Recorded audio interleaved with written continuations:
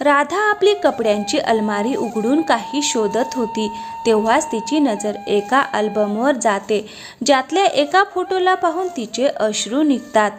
तेव्हाच मनीष तिला म्हणतो, राधा, पुन्हा हा अल्बम उघडून बसलीस. 6 वर्षे झालीत. आता तरी तुझ्या भावाला आठवणं सोड.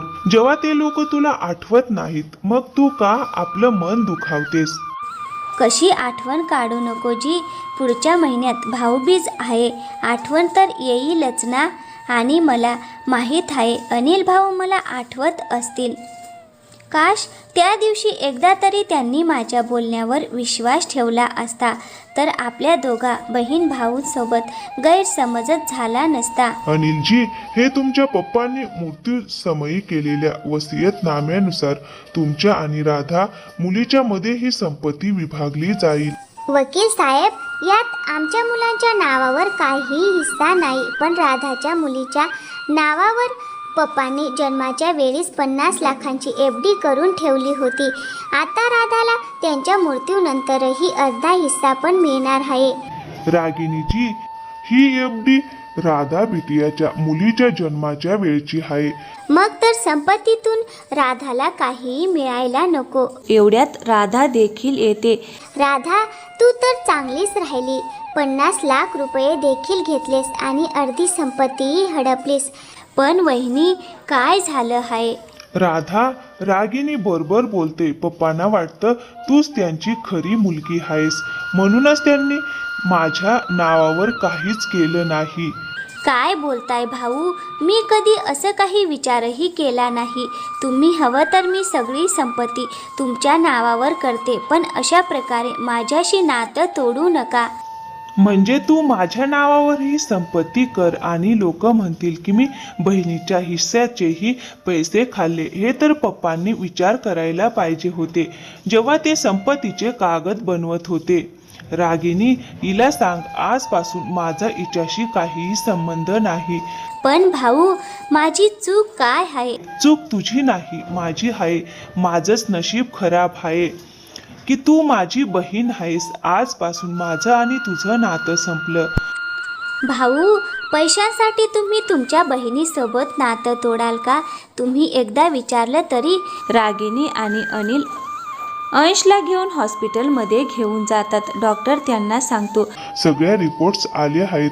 आम्हाला कळलं आहे की अंशच्या हृदयाला भोक आहे. त्याचं ऑपरेशन करावं लागेल. यासाठी तुम्हाला हार्ट सर्जनशी बोलावं लागेल. हो डॉक्टर साहेब, तुम्ही सांगा कोणाशी बोलावं लागेल. कितीही पैसे लागले तरी मी माझ्या मुलासाठी करेन. पहा, माझ्या नजरेत सर्वात बेस्ट आणि प्रसिद्ध स्पेशालिस्ट आहेत डॉक्टर मनीष, ज्यांची आजवर एकही हृदय शस्त्रक्रिया फेल झाली नाही. माझं म्हणणं असेल तर तुम्हाला त्यांच्यापेक्षा चांगला हार्ट सर्जन कुठेही मिळणार नाही. डॉक्टर मनीष हे नाव ऐकून अनिल आणि रागिनी दचकल्यागत होतात.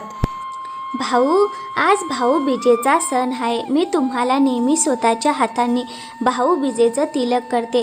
मी तुम्हाला भाऊबीजेचं तिलक करायला येऊ का? कोण आहे जी फोनवर? 1 मिनिट. आज पुन्हा एकदा फोन करून बहकावण्याचा प्रयत्न केला तर माझ्याहून वाईट कोणीही नसेल. की तू समजतेस की या भाऊ बहिणीच्या नात्यातली दरी तू अश्रूंच्या सिमेंटने भरशील, तर हे विसर. आजच्या नंतर मला कधीही फोन करू नकोस. अनिल, मी राधासोबत इतकं वाईट वागलो आहे. माझे तर हात थरथरत आहे फोन लावताना देखील. पण रागिनी, हा आपला मुलगा अंशच्या जीवाचा प्रश्न आहे. आपण मनीषजींशी बोललंच पाहिजे. हो, पण मला वाटतं आधी मला राधाशी बोलावं लागेल. पण कोणत्या तोंडाने मी राधाला फोन करणार? पहा, फोन तर करावाच लागेल. आपल्यासाठी अंशचा जीव वाचवणं महत्त्वाचं आहे. यासाठी मला मनीष आणि राधाच्या पायाही पडावं लागलं तरी चालेल. अनिल थरथरत्या हातांनी राधाला फोन लावतो. राधा फोन उचलते. अनिल जसा हॅलो करतो, 6 वर्षानंतर आपल्या भावाचा आवाज ऐकून राधा काही सेकंद शांत राहते. मग ती बोलते, भाऊ, तुम्ही इतक्या वर्षानंतर तुमचा आवाज ऐकवला. कसे आहात भाऊ? रागिनी वहिनी कशा आहेत? मला कळलं होतं की माझा एक गोंडस पुतण्या आहे. आता तर तो 5 वर्षाचा झाला असेल. राधाच्या बोलण्यावर अनिल खूप रडतो. काय झालं भाऊ, सगळं ठीक आहे ना? तुम्ही रडत का आहात?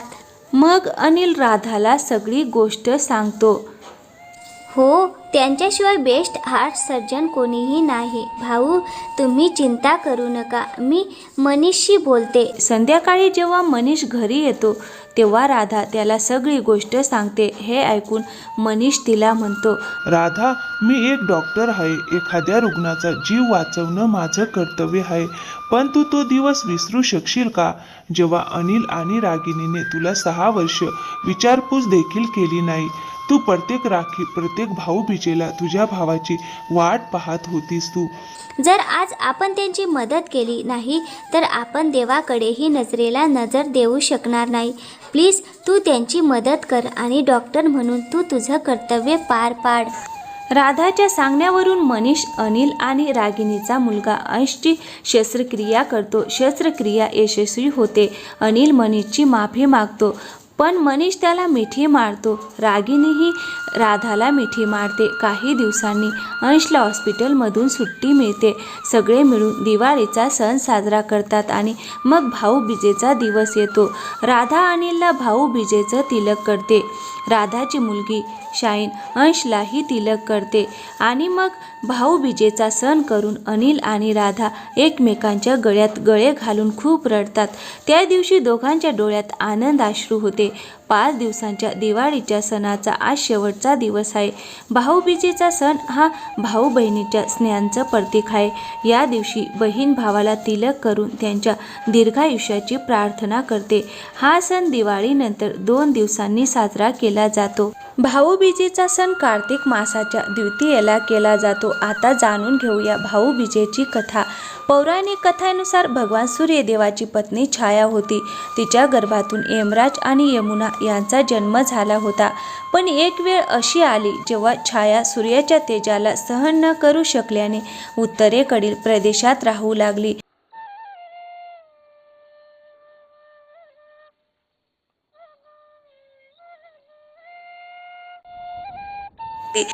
छायेबरोबर यमराज नगरी वसवली आणि यमुना गोलोकात निवास करू लागली. पण दोघांमध्ये नेहमी स्नेह टिकून राहिला. यमुना आपला भाऊ यमराजला आपल्या घरी मित्रमंडळीसह नेहमी भोजनासाठी आमंत्रित करत असे.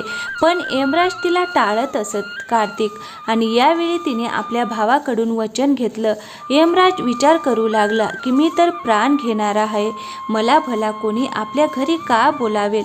पण बहिणीने इतक्या प्रेमाने बोलावलं आहे तर मी माझं धर्म पालन करीन. यमराज बहिणीच्या घरी जाताना नरकातील सर्व जीवांना मुक्त करून गेला. यमराजला आपल्या घरी पाहून यमुना आनंदाने नाचू लागली. तिने आपल्या भावाचं स्वागत केलं आणि त्याच्यासमोर अनेक पदार्थ परोसले. यमुनेच्या या आतिथ्य सत्काराने प्रसन्न होऊन यमराजाने आपल्या बेजीवांना सांगितलं की त्यांच्यासारखं एखादं विवाहित स्त्री जर या दिवशी आपल्या भावाला विधीपूर्वक तिलक करत असेल तर तिला यमराज म्हणजे मृत्यूचा भय नसतो. यमराजाने हसून तथास्तु म्हटलं आणि यमलोकाला परतला. तेव्हापासून आजपर्यंत हिंदू धर्मात भाऊबीजेची परंपरा चालत आली आहे. भाऊबीजेची पूजा पद्धत. भाऊबीज हा असा सण आहे जो भाऊ बहिणीच्या प्रेम आणि स्नेहाचं प्रतीक मानला जातो. मानला जातो. भावाचं तिलक करण्यासाठी आरतीची थाळी सजवली जाते. थाळीत कुंकू, सिंदूर, चंदन, फळं, फुलं, सुपारी वगैरे ठेवल्यानंतर आपल्या भावाला चौकीवर बसून शुभ मुहूर्तात त्यांचं तिलक केलं जातं. तिलकानंतर पान, सुपारी, बताशे, गोळा वस्त्र आणि काळे हरभरे इत्यादी भावाला द्या आणि यानंतर भावाची आरती करा. तर मित्रांनो, कसा वाटला व्हिडिओ? आवडला असेल तर व्हिडिओला लाईक करा, शेअर करा आणि चॅनलवर नवीन असाल तर प्लीज चॅनलला सबस्क्राईब करायला विसरू नका. थँक्यू. धन्यवाद मित्रांनो.